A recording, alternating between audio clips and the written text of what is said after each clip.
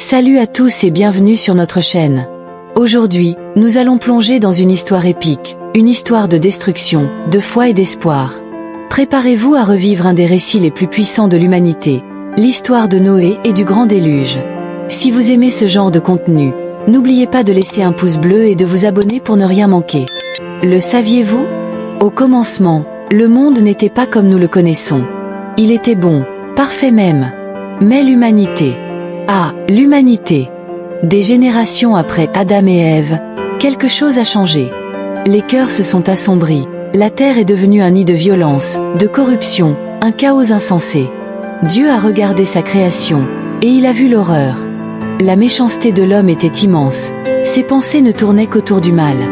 Imaginez la tristesse divine. Il a regretté d'avoir créé l'homme. La fin d'un âge était proche, la destruction inévitable. Mais au milieu de cette obscurité totale, une lumière. Un seul homme. Un homme nommé Noé. Juste. Intègre. Un homme qui marchait avec Dieu, quand tous les autres s'en détournaient. Un exemple de foi et de persévérance. Et c'est à cet homme que Dieu a parlé. Un plan incroyable. Un déluge d'eau pour tout effacer, pour nettoyer la terre. Mais avec une promesse, une alliance avec Noé. L'ordre était clair. Construis une arche. Pas un simple bateau, non. Une structure gigantesque, faite de bois spécial, enduite de poids de l'intérieur et de l'extérieur. Des décennies de travail acharné. Imaginez la scène, en plein soleil, au milieu de nulle part, loin de toute mer, Noé et ses fils bâtissaient ce colosse de bois. La réaction des gens? Ils se moquaient. Un bateau ici? Il ne pleut même pas. Les insultes fusaient, les colibets pleuvaient. Mais Noé, par la foi, il a continué. Il a obéi à cette voix que lui seul entendait. Une leçon de persévérance pour nous tous, n'est-ce pas? Et puis, le grand jour est arrivé. L'arche était prête. Dieu a ordonné à Noé d'y entrer avec sa femme, ses 3 fils Sem, Cham, Japheth et leurs épouses. Et là, le miracle a commencé. Des 4 coins de l'horizon, des animaux par milliers. 2 par 2. Mâles et femelles. De toutes les espèces vivantes. Ils sont entrés, guidés par une main invisible, vers l'unique sanctuaire de vie. Et puis, la Bible nous révèle une chose terrifiante et définitive. L'Éternel ferma la porte derrière lui. Silence. Attente. Et 7 jours plus tard, le monde a basculé.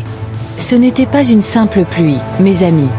Les écluses des cieux se sont ouvertes, les sources du grand abîme ont jailli. L'eau ne tombait pas seulement d'en haut, elle surgissait des profondeurs. 40 jours et 40 nuits de chaos absolu. La tempête déchaînée. Les eaux montaient, soulevant l'arche. Tout a été englouti. Les plus hautes montagnes, submergées. Toute vie sur terre a péri. Imaginez le vacarme à l'intérieur de l'arche, le craquement du bois, le mugissement des vagues, les cris des animaux. Mais l'arche, elle, a tenu bon. Elle était le dernier souffle de vie sur une planète morte. 150 jours d'eau déchaînée. Puis, Dieu s'est souvenu de Noé et de toutes ses créatures.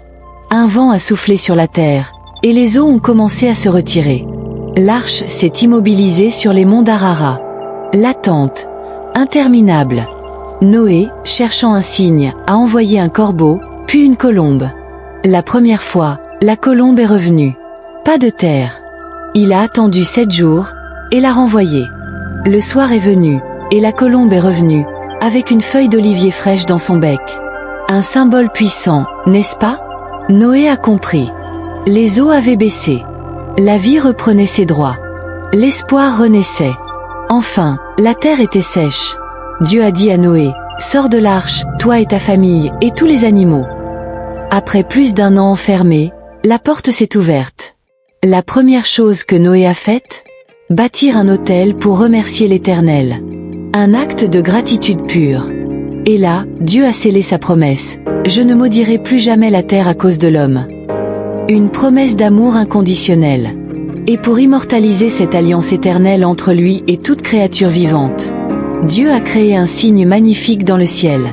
L'arc-en-ciel. Ce rappel vibrant que même après la tempête la plus sombre, la miséricorde de Dieu prévaut. Que la vie peut toujours recommencer. Un message intemporel d'espoir pour nous tous.